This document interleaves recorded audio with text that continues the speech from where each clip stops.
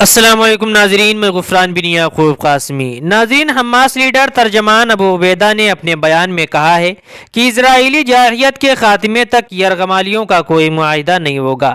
Al Jazeera کو دیے گئے آڈیو بیان میں انہوں نے کہا ہے کہ ہماری ترجیح اپنے لوگوں کے خلاف اسرائیلی جارحیت کو روکنا ہے اور اس سے پہلے کوئی ترجیح نہیں ہے۔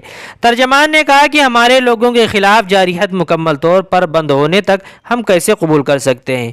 کوئی ڈیل ہو جائے، ہم نے اپنے مجاہدین کو دشمن کے فوجیوں اور گاڑیوں کو نشانہ بنانے کی ویڈیوز جاری کی ہیں۔ ابو عبیدہ کا کہنا تھا کہ غزہ پر جارحیت کے آغاز سے اب تک 825 اسرائیلی گاڑیاں تباہ کی گئی ہیں۔ ہمارے لوگ اس جارحیت سے سر اٹھا کر نکلیں گے۔ دنیا ظالم مجرموں یا بے بس تماشائی ہونے کے درمیان تقسیم ہے۔ ہم نے اسرائیلی قبضے کو صدی کا دھچکا سمجھا اور دنیا کو بتایا کہ ہم زندگی میں حق اور آزادی مانگنے والے لوگ ہیں۔ ناظرین، اس رپورٹ سے متعلق آپ کیا کہنا چاہتے ہیں؟ کمنٹ کر کے ضرور بتائیں۔ مختصر نیوز کے لیے ہمارا چینل ضرور سبسکرائب کریں۔ السلام علیکم ورحمۃ اللہ وبرکاتہ۔